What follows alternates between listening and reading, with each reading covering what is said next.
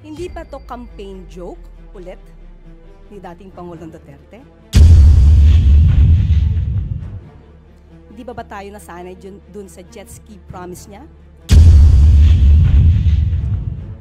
Na nung naniwala tayo halos sa mga sumuporta sa kanya, tinawag tayong stupid. So pag naniwala ba tayo ulit sa sinasabi niyang ito, baka mapagkamalan niyo tayo ulit at tawagin tayong stupid.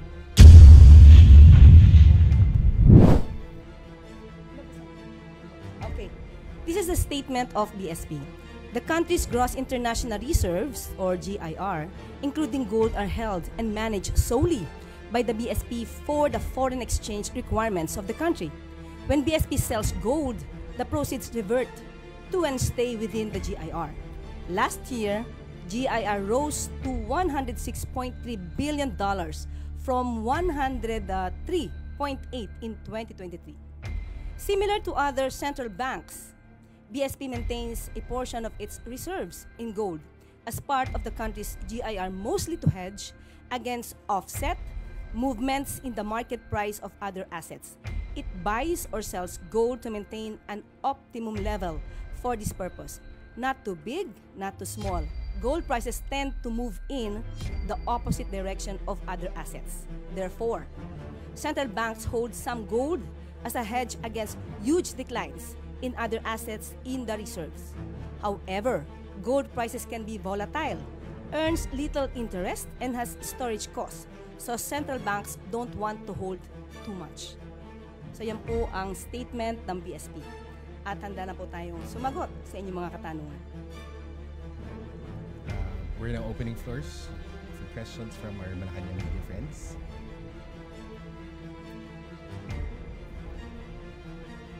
First question, Maricel Halim, News 5.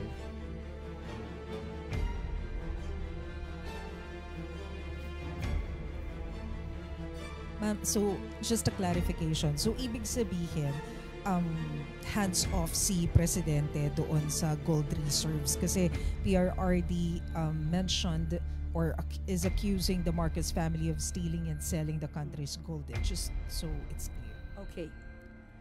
Hindi pa to campaign joke ulit ni dating Pangulong Duterte? Hindi ba tayo nasanay dun sa jet ski promise niya? Na nung naniwala tayo halos sa mga sumuporta sa kanya, tinawag tayong stupid. So pag naniwala ba tayo ulit sa sinasabi niyang ito, baka mapagkamalan niyo tayo ulit at tawagin tayong stupid. But anyway, we will take this seriously para naman hindi magkaroon ng fake news, lalo na doon sa mga taong nakikinig sa kanya at maaaring naniniwala pa.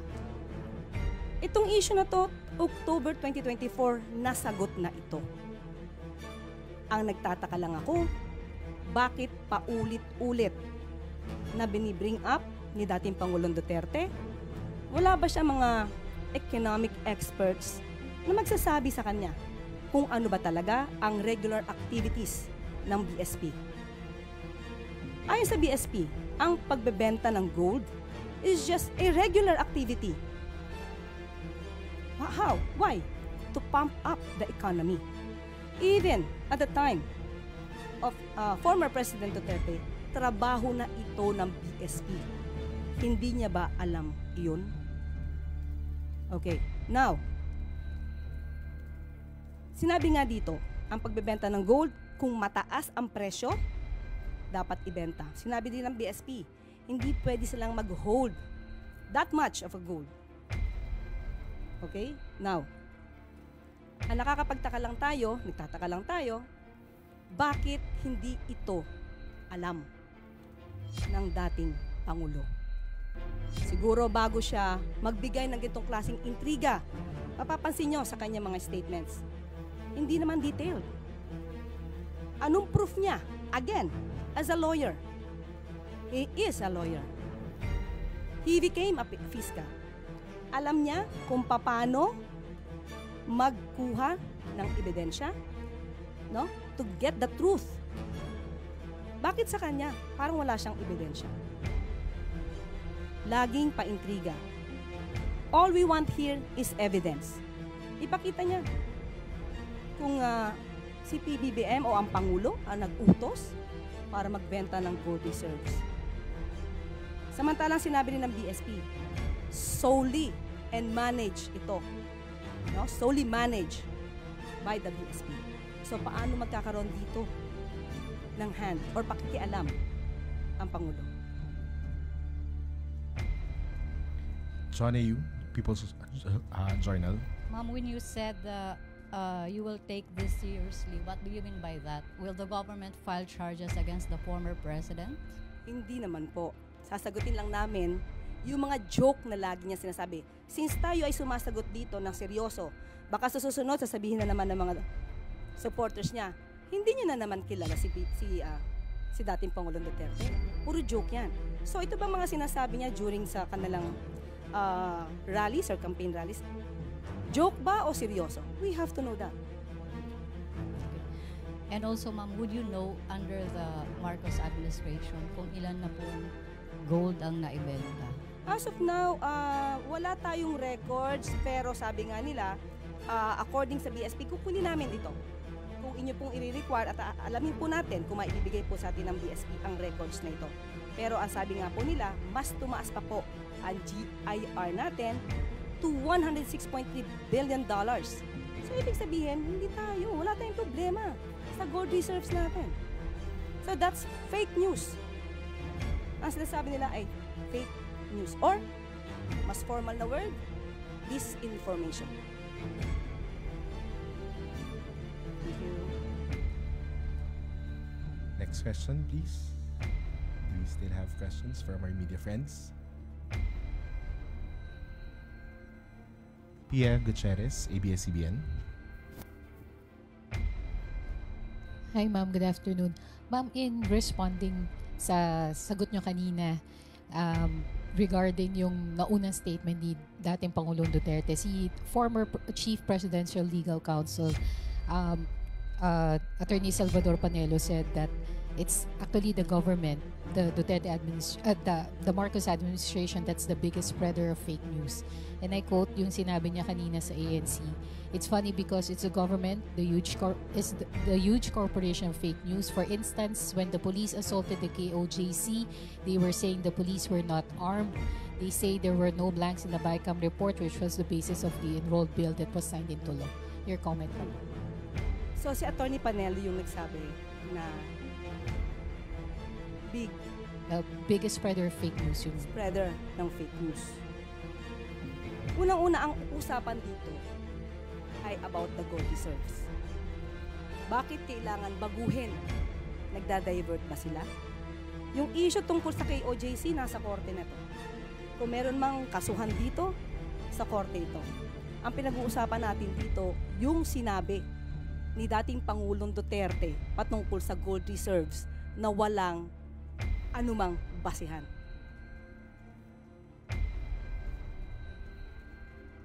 Thank you, Yusek. We have more questions from MPC. Ray Pardilla, PTV4. Good afternoon po, Attorney. Sa Mandaue rin po sinabi po ni former President Duterte na bumalik na po yung droga sa Davao, Cebu, and Manila. Marami na rin mga tambay ang na-hold up at mga nasasaksak. Reaction po dito. Davao, including Davao City? Oh, okay. Kung Davao City pinag-uusapan natin, sino ba ang mayor ng Davao City?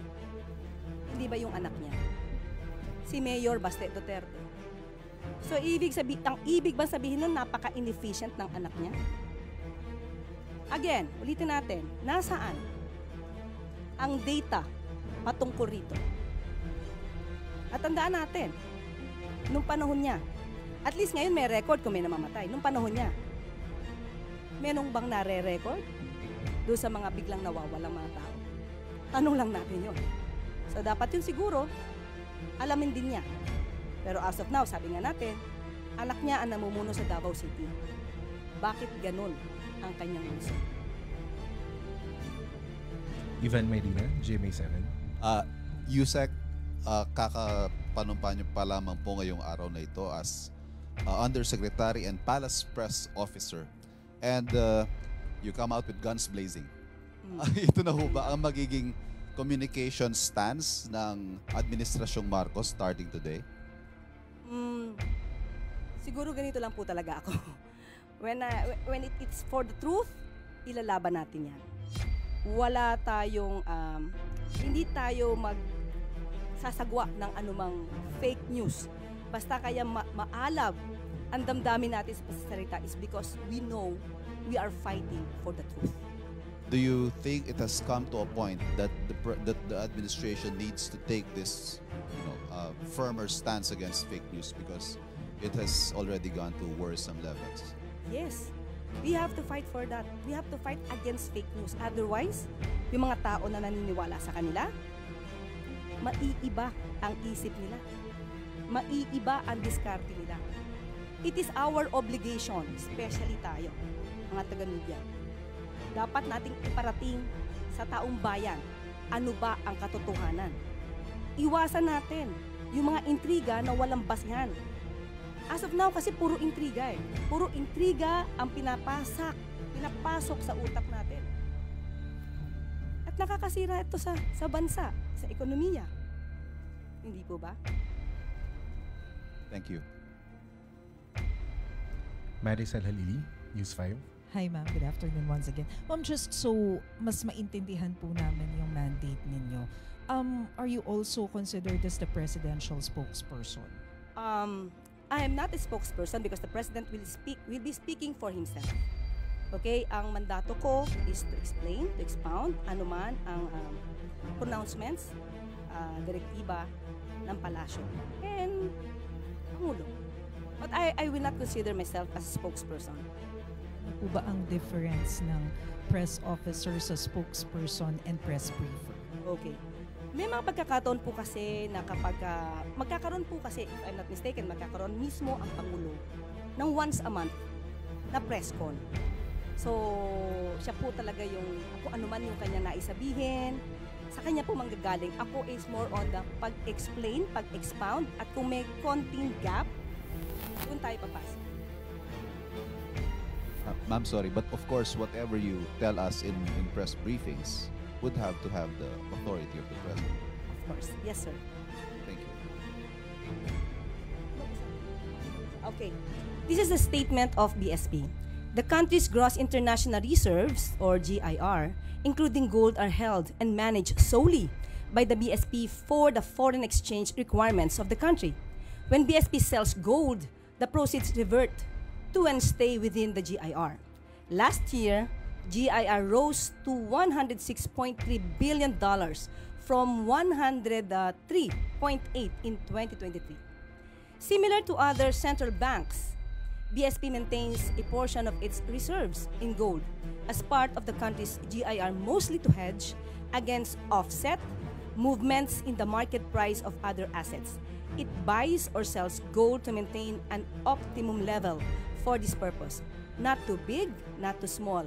Gold prices tend to move in the opposite direction of other assets. Therefore, central banks hold some gold as a hedge against huge declines in other assets in the reserves. However, gold prices can be volatile, earns little interest, and has storage costs. So central banks don't want to hold too much. So yan po ang statement ng BSP. At handa na po tayong sumagot sa inyong mga katanungan. We're now opening floors for questions from our Malacanang media friends.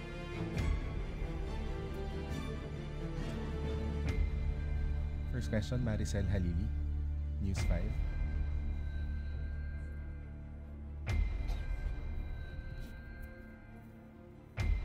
Ma'am, so just a clarification. So ibig sabihin, hands off si Presidente doon sa gold reserves kasi PRRD mentioned or is accusing the Marcos family of stealing and selling the country's gold. Just so it's clear. Okay. Hindi pa to campaign joke ulit ni dating Pangulong Duterte? Hindi ba tayo nasanay dun sa jet ski promise niya? Na nung naniwala tayo halos sa mga sumuporta sa kanya, tinawag tayong stupid. So pag naniwala ba tayo ulit sa sinasabi niyang ito, baka mapagkamalan niya tayo ulit at tawagin tayong stupid. But anyway, we will take this seriously para naman hindi magkaroon ng fake news, lalo na doon sa mga taong nakikinig sa kanya. at maaaring naniniwala pa. Itong issue na to, October 2024, nasagot na ito. Ang nagtataka lang ako, bakit paulit-ulit na binibring up ni dating Pangulong Duterte? Wala ba siya mga economic experts na magsasabi sa kanya kung ano ba talaga ang regular activities ng BSP? Ayon sa BSP, ang pagbebenta ng gold is just a regular activity. How? Why? To pump up the economy. Even at the time of former President Duterte, trabaho na ito ng BSP. Hindi niya ba alam iyon? Okay, now, sinabi nga dito, ang pagbebenta ng gold, kung mataas ang presyo, dapat ibenta. Sinabi din ng BSP, hindi pwede silang mag-hold that much of a gold. Okay? Now, ang nakakapagtaka lang tayo, nagtataka lang tayo, bakit hindi ito alam ng dating Pangulo? Siguro bago siya magbigay ng ganitong klaseng intriga, mapapansin nyo sa kanya mga statements, hindi naman detailed. Anong proof niya? Again, as a lawyer. He is a lawyer. He became a fiscal. Alam niya kung paano magkuha ng ebidensya, no? To get the truth.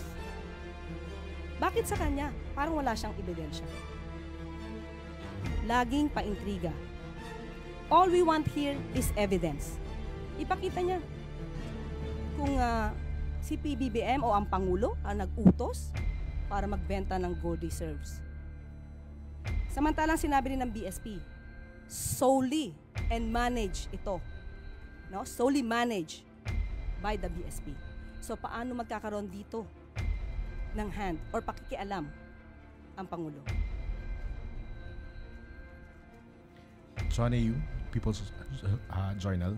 Ma'am, when you said you will take this seriously, what do you mean by that? Will the government file charges against the former president? Hindi naman po. Sasagutin lang namin yung mga joke na lagi niya sinasabi. Since tayo ay sumasagot dito ng seryoso, baka sa susunod sasabihin na naman ng mga supporters niya, hindi niya na naman kilala si dating Pangulong Duterte. Puro joke yan. So ito ba mga sinasabi niya during sa kanilang rallies or campaign rallies?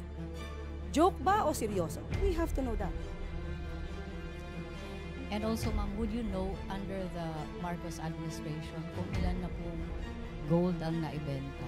As of now, wala tayong records, pero sabi nga nila, according sa BSP, kukunin namin ito. Kung inyo pong i-require at alamin po natin kung maibibigay po sa atin ng BSP ang records na ito. Pero ang sabi nga po nila, mas tumaas pa po ang GIR natin to $106.3 billion. So, ibig sabihin, hindi tayo, wala tayong problema sa gold reserves natin. So, that's fake news. Ang sinasabi nila ay fake news. Or, mas formal na word, disinformation. Thank you. Next question, please. Do we still have questions from our media friends? Pia Gutierrez, ABS-CBN. Hi ma'am, good afternoon. Ma'am, in responding sa sagot nyo kanina regarding yung naunang statement ni dating Pangulong Duterte, si former Chief Presidential Legal Counsel Attorney Salvador Panelo said that it's actually the government, the Duterte the Marcos administration that's the biggest spreader of fake news. And I quote yung sinabi niya kanina sa ANC, it's funny because it's the government, the huge corporation of fake news. For instance, when the police assaulted the KOJC, they were saying the police were not armed. They say there were no blanks in the BICAM report, which was the basis of the enrolled bill that was signed into law. Your comment on that? So, si Attorney Panelo yung nagsabi na biggest spreader of fake news yun. Spreader ng fake news.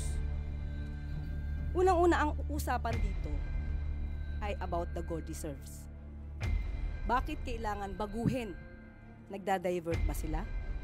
Yung issue tungkol sa KOJC, nasa korte na to. kung meron mang kasuhan dito, sa korte ito. Ang pinag-uusapan natin dito, yung sinabi ni dating Pangulong Duterte patungkol sa gold reserves na walang anumang basihan.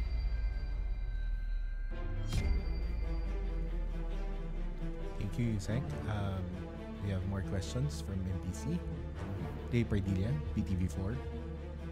Good afternoon po, Attorney. Sa Mandaue rin po sinabi po ni former President Duterte na bumalik na po yung droga sa Davao, Cebu, and Manila. Marami na rin mga tambay ang na-hold up at mga nasasaksak. Reaction po dito. Davao, including Davao City? Oh, okay. Kung Davao City pinag-uusapan natin, sino ba ang mayor ng Davao City? Hindi ba yung anak niya? Si Mayor Baste Duterte. So, ang ibig ba sabihin nun, napaka-inefficient ng anak niya? Again, ulitin natin, nasaan ang data patungkol rito?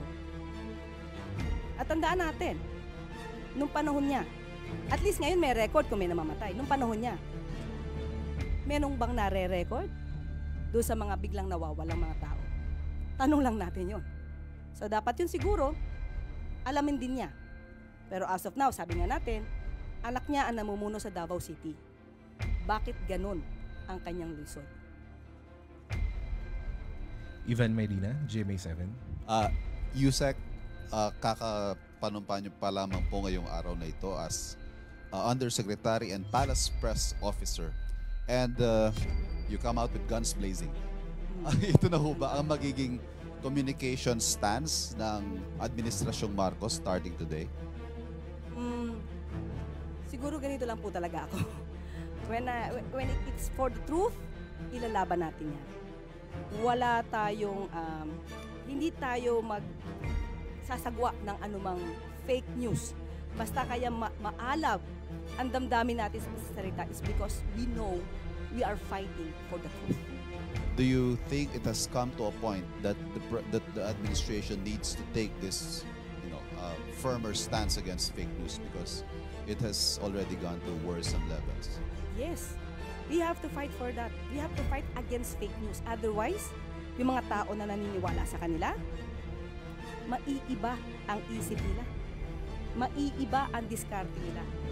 It is our obligation, especially tayo, mga taga-media. Dapat nating iparating sa taong bayan, ano ba ang katotohanan. Iwasan natin yung mga intriga na walang basihan.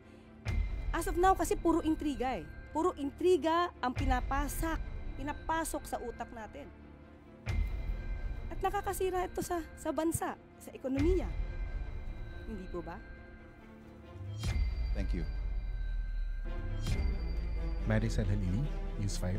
Hi ma'am, good afternoon once again. Ma'am, just so mas maintindihan po namin ang mandate ninyo, are you also considered as the presidential spokesperson? I am not a spokesperson because the president will be speaking for himself.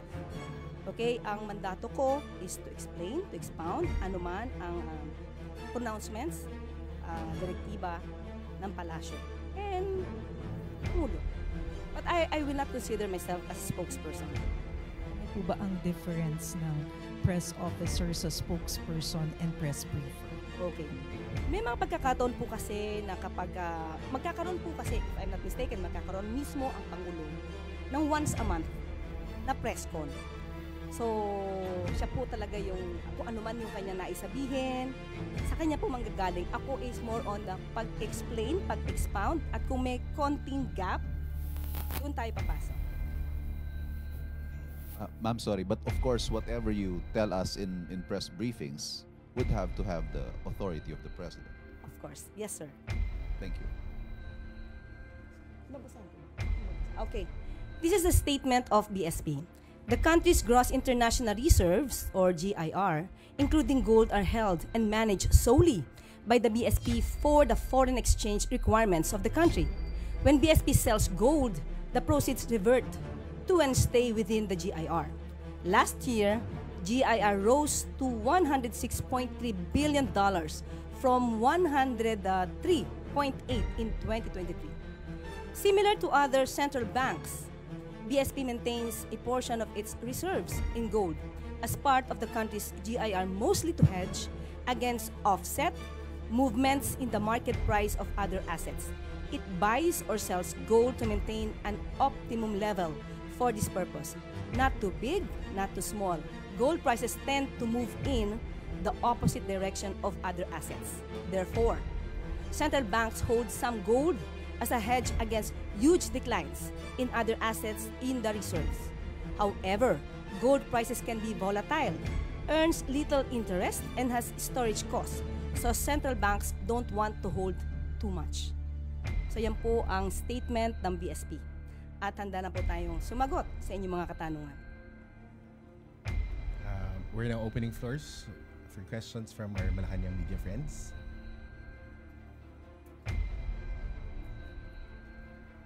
First question, Maricel Halili, News 5.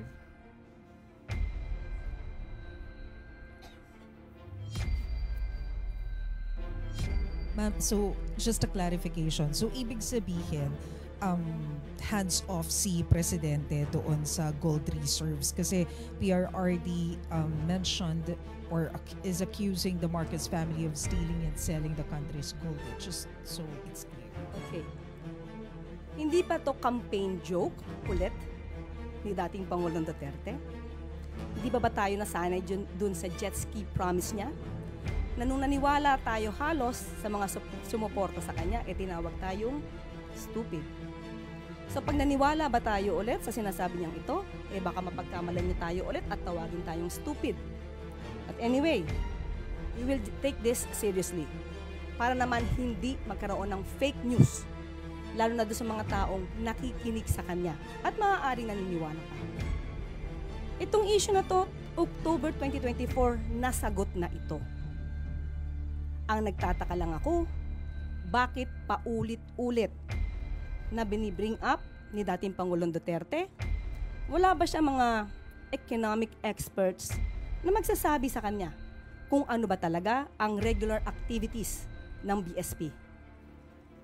Ayon sa BSP, ang pagbebenta ng gold is just a regular activity. How? Why? To pump up the economy. Even at the time of former President Duterte, trabaho na ito ng BSP. Hindi niya ba alam iyon? Okay, now, sinabi nga dito, ang pagbebenta ng gold, kung mataas ang presyo, dapat ibenta. Sinabi din ng BSP, hindi pwede silang mag-hold that much of a gold. Okay, now, ang nakakapagtaka lang tayo, nagtataka lang tayo, bakit hindi ito alam ng dating Pangulo? Siguro bago siya magbigay ng itong klaseng intriga, mapapansin nyo sa kanyang mga statements, hindi naman detailed. Anong proof niya? Again, as a lawyer, he is a lawyer. He became a fiscal. Alam niya kung paano magkuha ng ebidensya, no? To get the truth.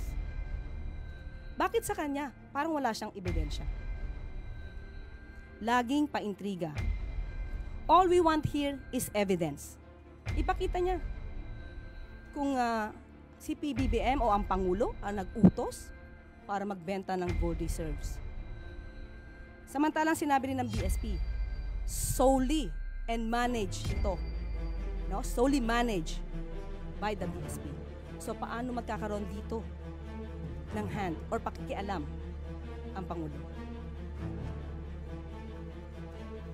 John A.U., People's Journal. Ma'am, when you said you will take this seriously, what do you mean by that? Will the government file charges against the former president? Hindi naman po. Sasagutin lang namin yung mga joke na lagi niya sinasabi. Since tayo ay sumasagot dito ng seryoso, baka sa susunod sasabihin na naman ng mga supporters niya, hindi niya na naman kilala si dating Pangulong Duterte. Puro joke yan. So ito ba mga sinasabi niya during sa kanilang rallies or campaign rallies? Joke ba o seryoso? We have to know that. And also, ma'am, would you know under the Marcos administration kung ilan na pong gold ang naibenta? As of now, wala tayong records, pero sabi nga nila, according sa BSP, kukunin namin ito. Kung inyo pong i-require at alamin po natin kung maibibigay po sa atin ng BSP ang records na ito. Pero ang sabi nga po nila, mas tumaas pa po ang GIR natin to $106.3 billion. So, ibig sabihin, hindi tayo, wala tayong problema sa gold reserves natin. So, that's fake news. Ang sinasabi nila ay fake news. Or, mas formal na word, disinformation. Thank you. Next question, please. Do we still have questions from our media friends? Pia Gutierrez, ABS-CBN. Hi ma'am, good afternoon. Ma'am, in responding sa sagot nyo kanina regarding yung naunang statement ni dating Pangulong Duterte, si former Chief Presidential Legal Counsel Attorney Salvador Panelo said that it's actually the government, the Duterte the Marcos administration that's the biggest spreader of fake news. And I quote yung sinabi niya kanina sa ANC, "It's funny because it's the government, the huge corporation of fake news. For instance, when the police assaulted the KOJC, they were saying the police were not armed. They say there were no blanks in the BICAM report, which was the basis of the enrolled bill that was signed into law." Your comment na po. So, si Attorney Panelo yung nagsabi na Biggest spreader of fake news yun. Spreader ng fake news. Unang-una, ang usapan dito ay about the gold reserves. Bakit kailangan baguhin? Nagda-divert ba sila? Yung issue tungkol sa KOJC, nasa korte na to. Kung meron mang kasuhan dito, sa korte ito. Ang pinag-uusapan natin dito, yung sinabi ni dating Pangulong Duterte patungkol sa gold reserves na walang anumang basihan.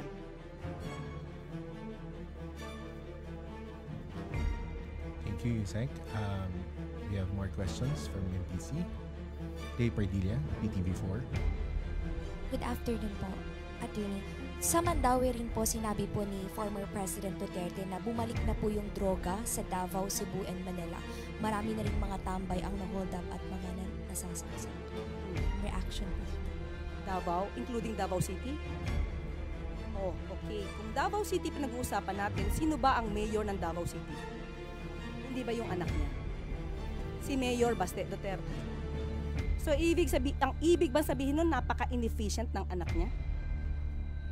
Again, ulitin natin, nasaan ang data patungkol rito?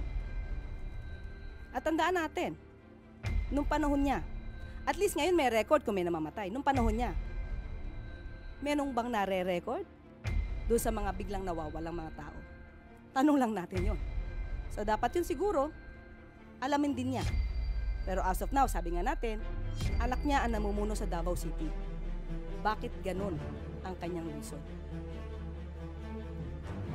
Ivan Medina, GMA7. Yusek, kakapanumpa niyo pa lamang po ngayong araw na ito as Undersecretary and Palace Press Officer. And you come out with guns blazing. Ito na ho ba ang magiging communication stance ng Administrasyong Marcos starting today? Siguro ganito lang po talaga ako. When it's for the truth, ilalaban natin yan. Wala tayong, hindi tayo magsasagwa ng anumang fake news. Basta kaya maalab ang damdamin natin sa salita is because we know we are fighting for the truth. Do you think it has come to a point that the administration needs to take this, firmer stance against fake news because it has already gone to worrisome levels? Yes.